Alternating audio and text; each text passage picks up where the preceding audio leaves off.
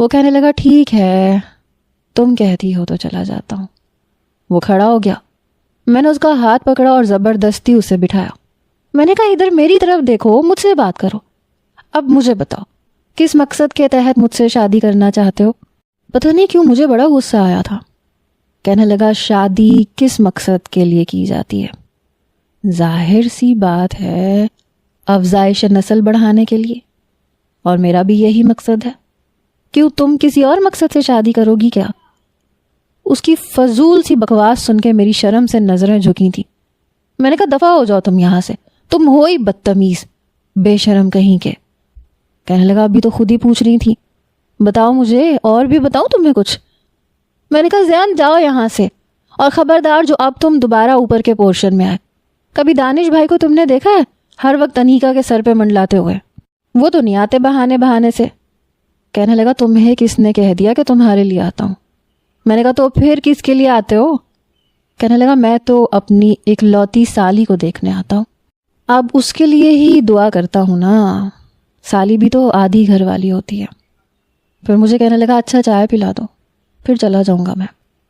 میں نے کہا اچھا ٹھیک ہے لے کے آتی ہوں میں کچن میں چلی گئی۔ جب میں چائے بنا کر کمرے میں آئی تو انیکا کمرے سے باہر نکل رہی تھی۔ میں نے کہا تم کہاں جا رہی ہو؟ چائے تو پی لو۔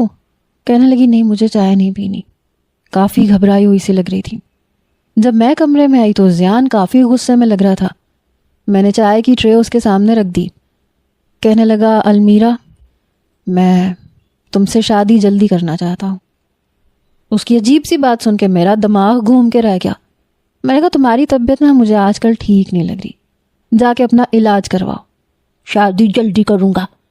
میں نے اس کی بات کو سنجیدگی سے نہیں لیا تھا، مگر اگلے ہی لمحے زیان نے میرا ہاتھ پکڑ کے مجھے اپنے پاس بٹھایا۔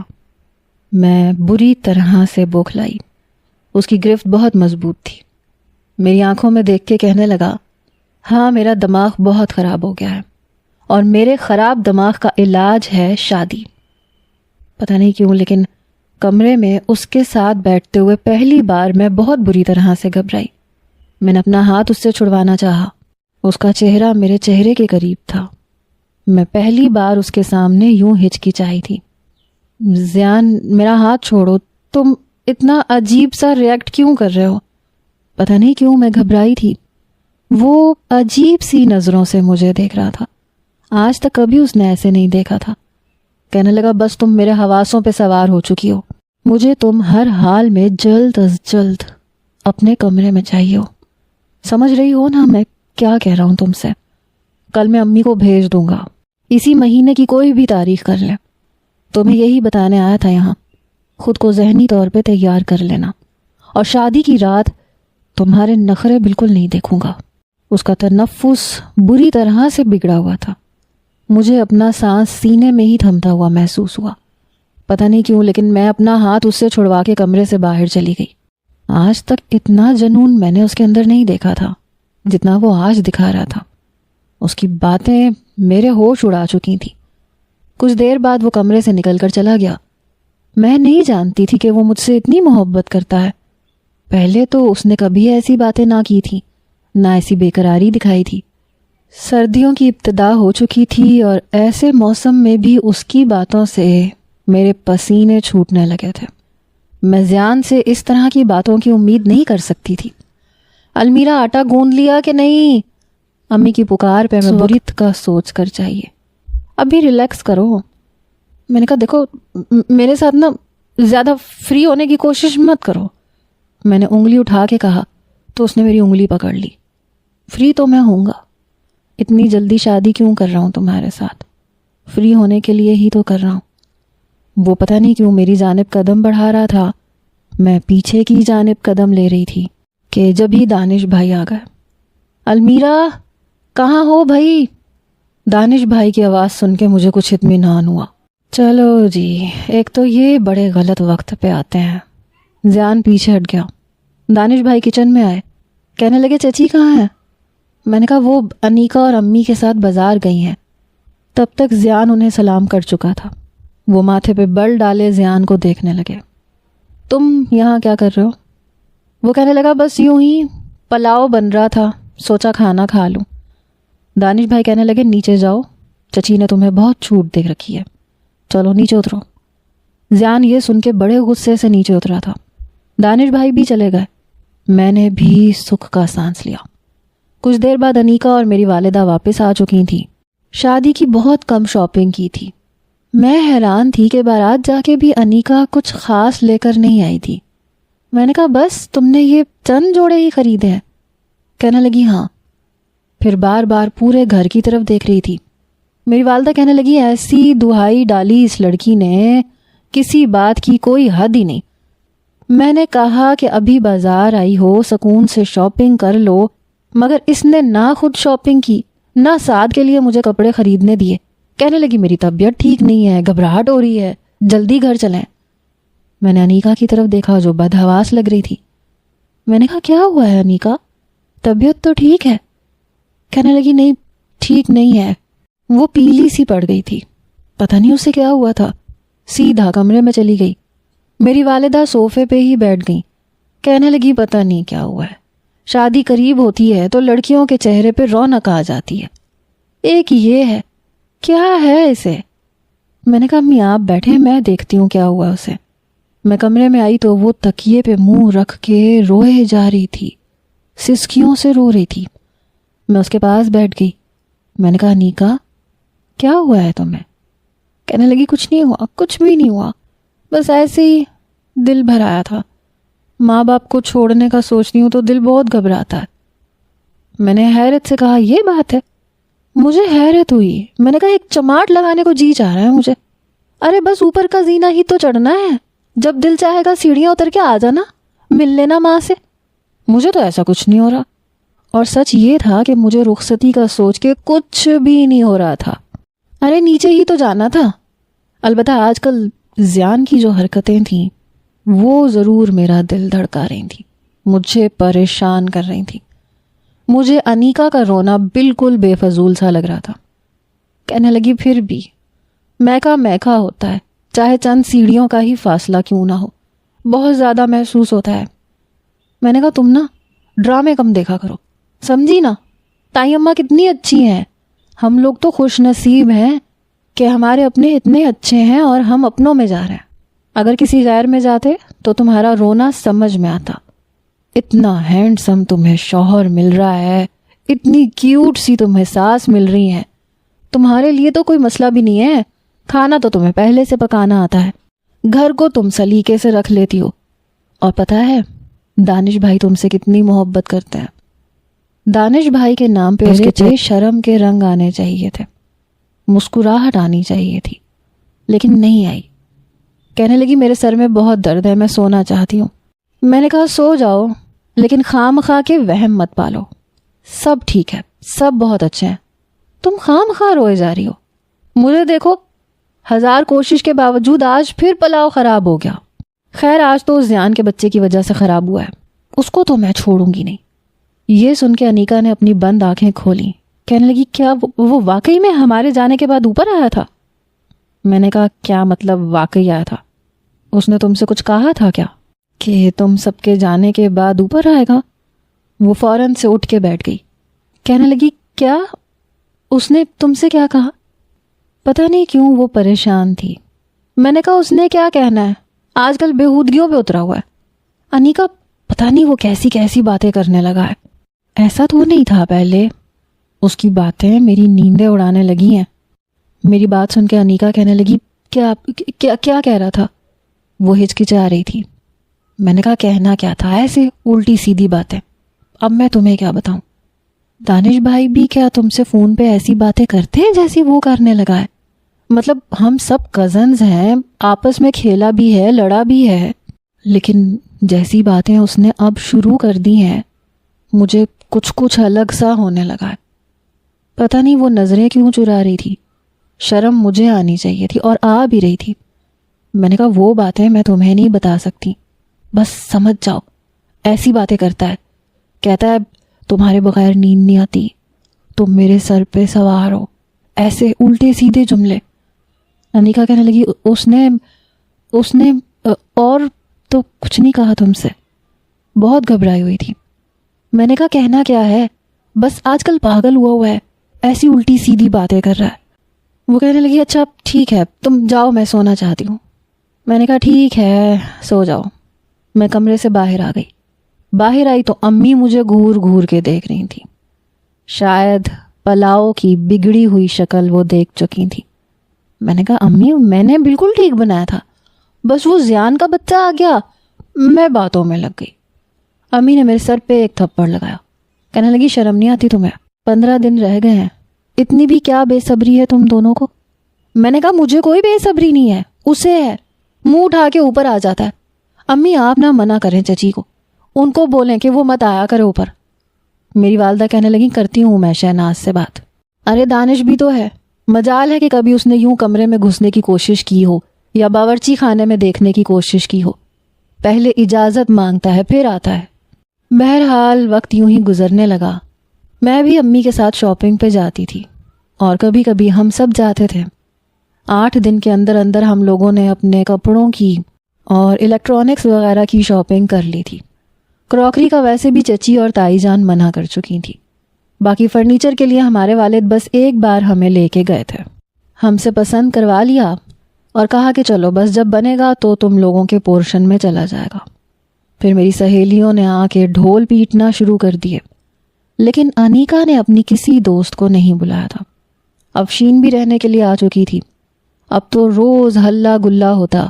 مجھے کہتی چلو المیرا شاباش ڈھول تم بجاؤ.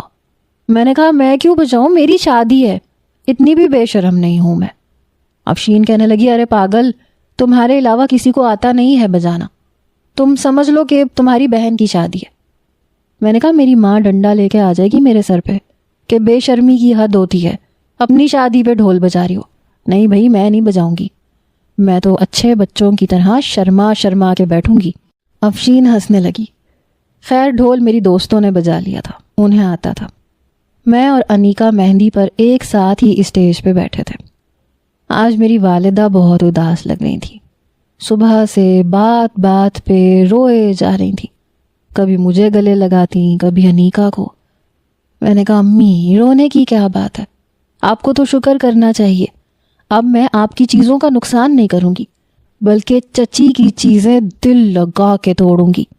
کہنے لگی تم باز مت آنا اپنی حرکتوں سے, خبردار جو مجھے تمہاری کوئی شکایت ملی. ساتھ ساتھ رو بھی رہی تھی. میرا دل آج کل بڑی زور زور سے دھڑک رہا تھا کیونکہ آج مہندی کی رات تھی اور کل بارات. بارات کا سوچ کر ذہن کا خیال آنے لگتا تھا, ساتھ ہی اس کی باتیں, اور پھر بہت کچھ ہوتا تھا. بے چینی, پریشانی, ٹینشن, سب کچھ. اور سچ پوچھیں تو کچھ اچھا بھی لگتا تھا. مہندی پہ جب ہم دونوں بہنوں کو اسٹیج پہ بٹھایا گیا تو کچھ دیر بعد سب سے پہلے زیان اپنے دوستوں کے ساتھ اسٹیج پہ آیا اور آ کے ہم دونوں کے بیچ میں بیٹھ گیا. میں حیران کہ اسے تو میرے بائیں جانب بیٹھنا چاہیے تھا. کچھ دیر بعد دانش بھائی بھی آ گئے اور انیکا کے بائیں جانب بیٹھ گئے. سب یہی کہہ رہے تھے کہ تم کہاں بیٹھ گئے ہو, دونوں بہنوں کے اندر دیوار بن کے. ارے اپنے والی کے ساتھ بیٹھو. وہ ہنسنے لگا, کہنے لگا سالی بھی تو آدھی گھر والی ہوتی ہے, اس لیے میں اپنی دونوں گھر والیوں کے ساتھ ہی بیٹھا ہوں. کیوں دانش بھائی آپ کو اعتراض تو نہیں ہے؟ دانش بھائی کہنے لگے اگر میں کہوں کہ مجھے بہت اعتراض ہے تو کیا کرو گے؟ زیان کہنے لگا میں تو تب بھی ڈھیٹ بن کے یہیں بیٹھوں گا, آپ کو تو پتہ ہی ہے میں کتنا ڈھیٹ انسان ہوں. اس کی بات پہ سب ہنسنے لگے لیکن انیکا کے چہرے پہ مسکراہٹ نہیں تھی. سب نے رسمیں شروع کر دیں.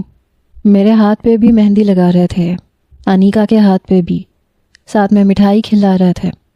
جب بھی کوئی دانش بھائی کو آدھی مٹھائی کھلا کر باقی کی مٹھائی انیکا کے منہ میں ڈالنے لگتا, زیان اس کا ہاتھ پکڑ لیتا اور مٹھائی اپنے منہ میں ڈال لیتا. ارے بھائی میری بھی مہندی ہے, مجھے بھی کوئی کھلاؤ. افشین کہنے لگی بڑے بدتمیز ہو تم. ارے بھائی دانش بھائی کا جھوٹا ہمیں انیکا کو کھلانا ہے تاکہ دونوں میں پیار محبت بڑھے.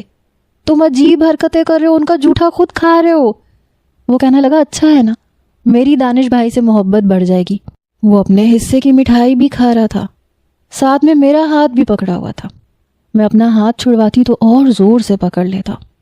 جب مہندی کی رسم ختم ہو گئی, سب لوگ کھانا کھانے لگے تو میرے کان کے قریب آ کے کہنے لگا بچوں خیر مناؤ اپنی, کیونکہ کل تمہاری خیر نہیں ہے۔ میں نے کہا میرا ہاتھ چھوڑو سمجھے نا، اور مجھے ڈرانے کی کوشش مت کرو۔ کہنے لگا یہ تو تمہیں کل پتہ چلے گا، یہ جو تمہاری مسکراہٹ ہے نا المیرا، بہت بری لگتی ہے مجھے، زہر لگتی ہے مجھے، اور کل کے بعد تمہارے چہرے پہ کبھی مسکراہٹ نہیں آئے گی۔ اس بار بھی اس کا لہجہ وہی تھا، بالکل سنجیدگی سے کہہ رہا تھا، آنکھوں میں کچھ اور ہی تھا جو میں سمجھ نہیں پا رہی تھی۔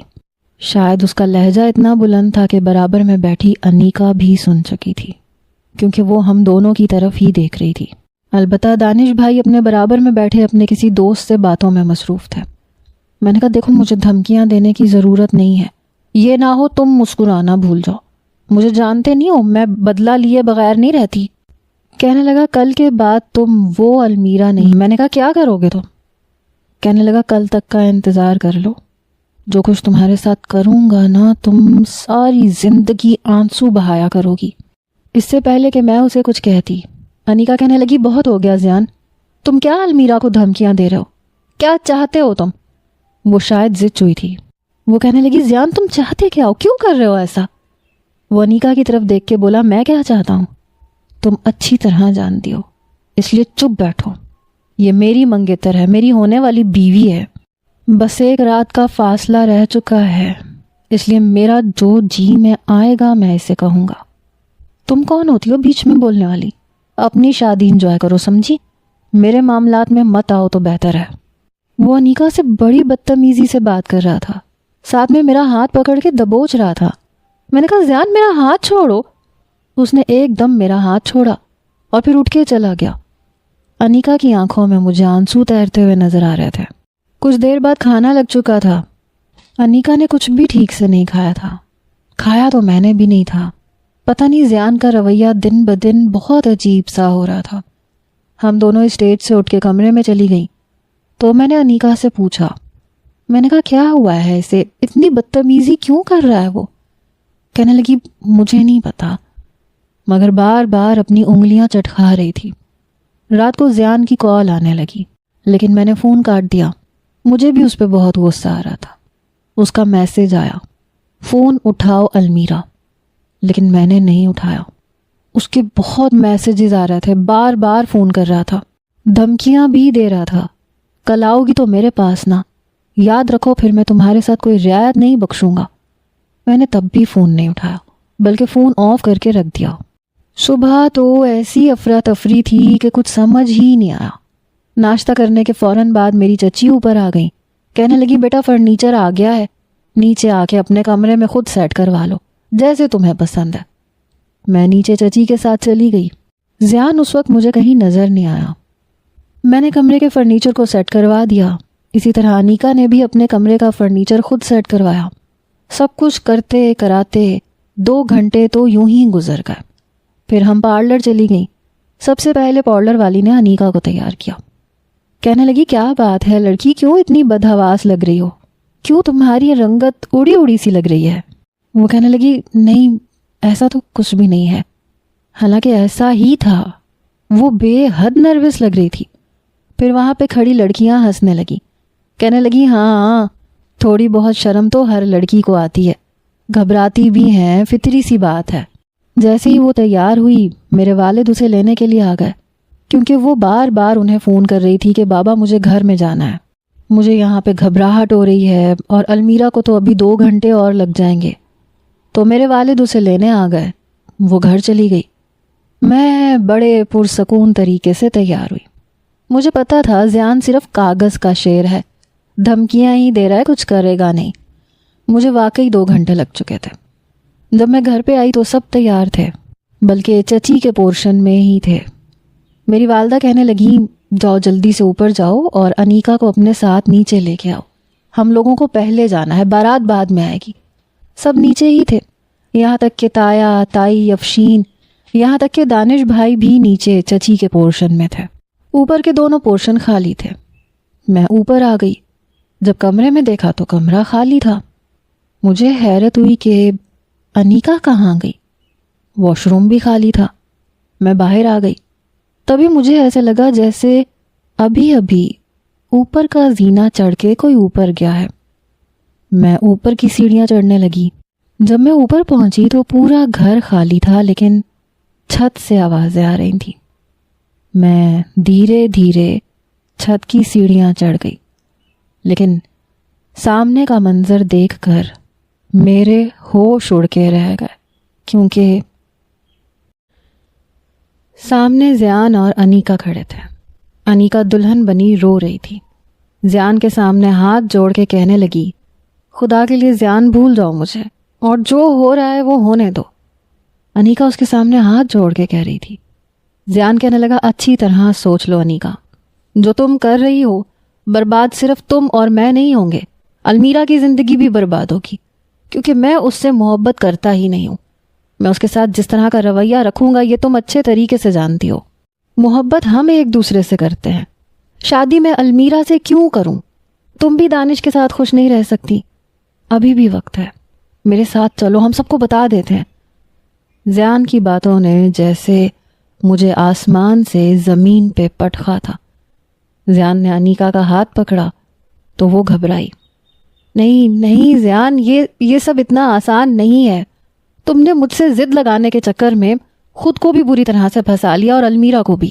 مجھے جیلس کروانے کے لیے تم نے المیرا سے منگنی کی تاکہ مجھے اذیت دے سکو۔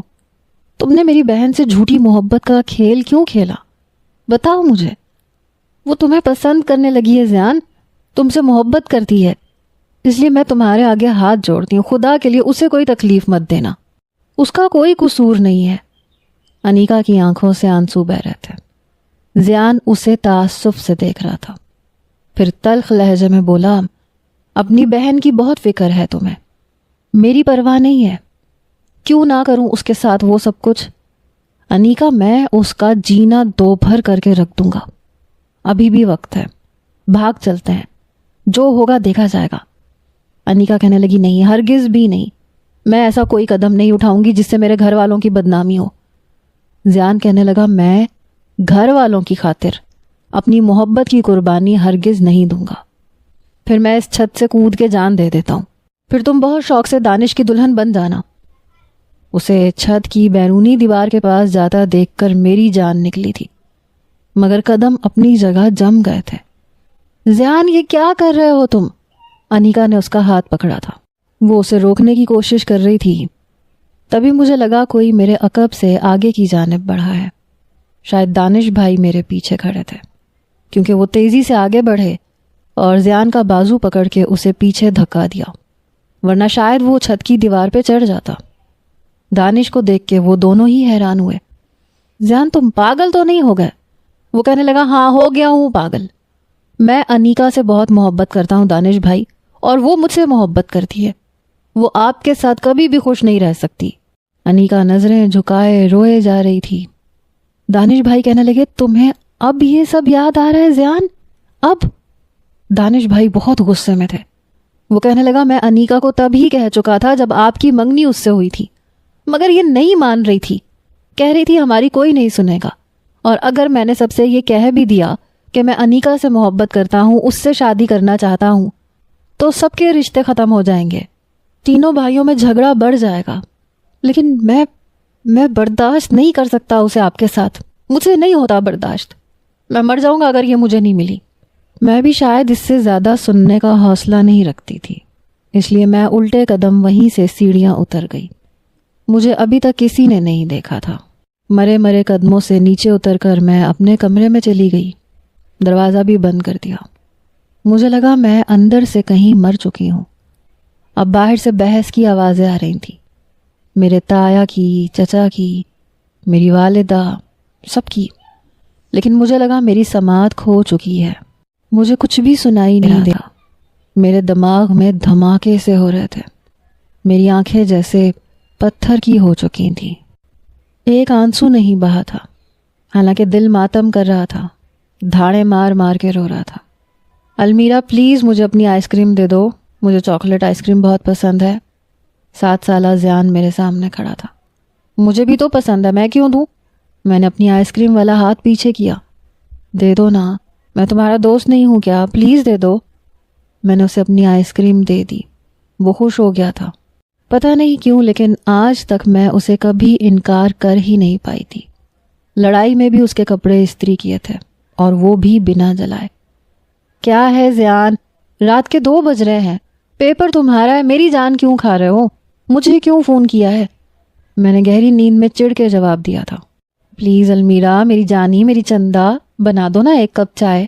پڑھ پڑھ کے میرا حلق خشک ہو گیا اور مجھے پتا ہے تم انکار نہیں کرو گی، اسی لیے تو تمہیں کال کی ہے۔ میں نے کہا اچھا بنا رہی ہوں، ٹھیک 10 منٹ بعد سیڑھیوں میں آ کے لے جانا۔ آدھی نیند میں نے اسے چائے بنا کے دی تھی۔ کبھی یہ نہیں سوچا کہ کیوں دی تھی، منع کیوں نہیں کر دیا تھا۔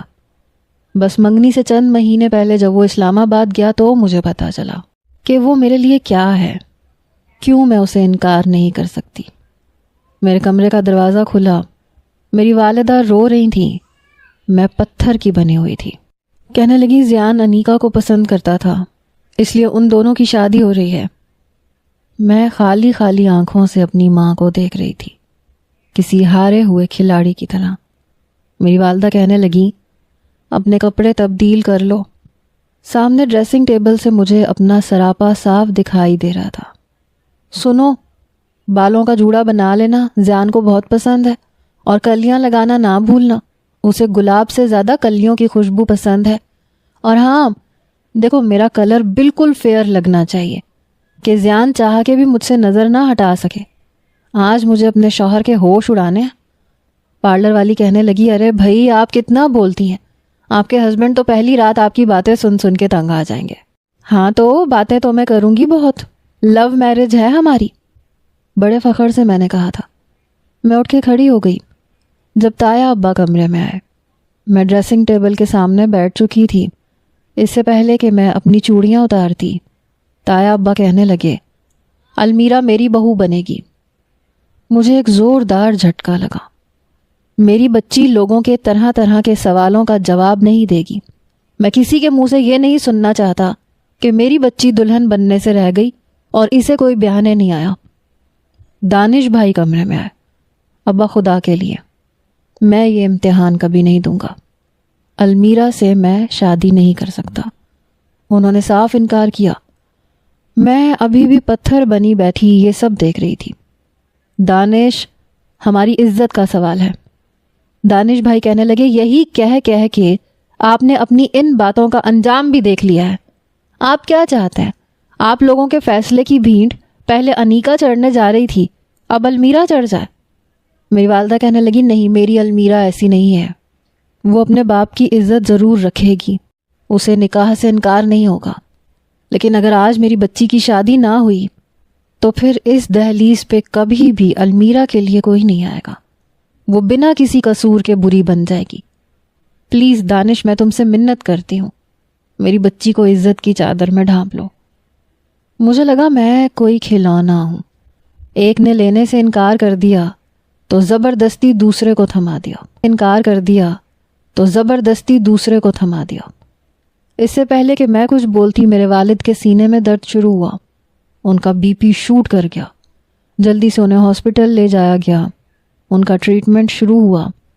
جب وہ واپس آئے تو سب لوگ ہال پہنچے، میں چاہ کے بھی انکار نہیں کر سکی۔ مہمانوں نے ہمارے بارے میں کیا سوچا کیا نہیں، مگر نکاح ہم دونوں بہنوں کے ہوئے تھے، انیکا کا زیان سے اور میرا دانش بھائی سے۔ عجیب سی شادی ہوئی تھی ہماری۔ میری ساری سہیلیاں مجھے پتھر کی مورت بنے دیکھ کر حیران تھی، کوئی خوش نہیں تھا، سب کے چہروں پہ اداسی تھی۔ نکاح کے بعد جلد ہی رخصتی بھی کروا دی گئی۔ دانش بھائی کا کمرہ پھولوں سے سجا ہوا تھا، یقیناً یہ ساری سجاوٹ انیکا کے لیے تھی، اور میں کمرے میں بیٹھی تھی۔ میرا دم گھٹ رہا تھا، لگ رہا تھا اگلا سانس نہیں آئے گا۔ دانش، سمجھنے کی کوشش کرو، الیاس کی حالت دیکھی تھی تم نے، کیا چاہتے ہو تمہارا چاچا اس غم میں مر جاتا۔ میرے تایا ابا دانش بھائی پہ چلا رہے تھے۔ ابا خدا کے لیے بس کر دیں، مجھے انڈر پریشر لینا۔ آپ کو ذرا بھی اندازہ ہے آپ لوگوں نے کیا کیا ہے؟ جن لوگوں کی باتوں سے بچنے کے لیے آپ لوگوں نے یہ سب کچھ کیا ہے، باتیں ان لوگوں نے ابھی بھی بہت کی ہیں۔ غلطی زیان اور انیکا کی تھی، اور سزا آپ نے مجھے سنا دی، اور اب آپ چاہتے ہیں میں کمرے میں جاؤں؟ نو، ہرگز بھی نہیں۔ بیٹا قصور تو اس بچی کا بھی کوئی نہیں ہے۔ ہاں تو میں کیا کروں امی؟ میں نے ٹھیکہ تو نہیں لے رکھا قربانی دینے کا، ایک قربانی دے چکا ہوں نا، کیا وہ کافی نہیں ہے؟ میں گم سم بیٹھی ساری باتیں سن رہی تھی۔ دانش، میں کوئی بحث نہیں سنوں گا، اب وہ تمہاری بیوی ہے، کمرے میں جاؤ۔ بابا آپ میرے ساتھ ٹھیک نہیں کر رہا۔ اگر المیرا نے تمہارے غلط رویے کی شکایت کی الیاس سے، یا میرے بھائی کو تمہاری وجہ سے کچھ ہوا، تو تم میرا بھی مرا ہوا منہ دیکھو گے۔ تایا ابا دانش بھائی کو دھمکیاں دے رہے تھے۔ کچھ دیر بعد کمرے کا دروازہ کھلا، میرا دل اچھل کے حلق میں آیا، بڑی قوت سے دروازہ بند ہوا۔ میری اتنی ہمت بھی نہیں تھی کہ دانش بھائی کی طرف نظریں اٹھا کے دیکھتی۔ میں اپنی جگہ کانپ کے رہ گئی تھی۔ سب سے پہلے اپنے ہاتھ پہ پہنی ہوئی گھڑی اتار کے انہوں نے زور سے زمین پہ پھینکی۔ میں بری طرح سے اچھل گئی۔ پھر دیوار پہ لگے گلاب کے پھولوں کو بے دردی سے اتار کے پھینکنے لگے۔ کمرے کی ساری سجاوٹ انہوں نے برباد کر کے رکھ دی۔ آنکھیں غصے کے مارے سرخ، سانس پھولا ہوا تھا۔ مجھے بنا دیکھے کہنے لگے، اٹھو یہاں سے، آج کے بعد میرے بیڈ پہ بیٹھنے کی کوشش مت کرنا۔ کمرے میں کوئی صوفہ نہیں تھا جہاں میں سو سکتی۔ میں اٹھ کے کھڑی ہو گئی۔ بیڈ پہ پھولوں کی پتیوں سے ہرٹ بنا ہوا تھا۔ انہوں نے چادر اٹھا کے زمین پہ پھینکی اور تکیہ درست کر کے اپنی شیروانی اتار کے ایک طرف پھینکی اور لیٹ گئے۔ میں نے ہچکچاتے ہوئے پوچھا، میں کہاں لیٹوں؟ میری بات سن کے کہنے لگے، میری طرف سے جہنم میں جاؤ، جہاں جی چاہے لیٹو۔ بڑا سخت لہجہ تھا۔ میں نے کہا، میرا کیا قصور ہے؟ میرا یہ کہنا تھا کہ اٹھ کے بیٹھ گئے۔ دھاڑتے ہوئے بولے، کیوں؟ منہ میں زبان نہیں تھی تمہارے؟ جب تمہاری بڑی بہن نے انکار کر دیا تھا تو تم بھی کر دیتی نا، کیوں چپ چاپ بیٹھی رہی؟ کیا سمجھ رکھا تھا تم دونوں بہنوں نے؟ مجھے اپنے ہاتھ کا کھلونا بنایا؟ ایک ٹھکرا دے گی، دوسری میری بیوی بن جائے گی۔ میں تمہیں بے جان مجسمہ نظر آتا ہوں؟ میرے باپ نے تو مجھے انسان سمجھنا ہی چھوڑ دیا ہے۔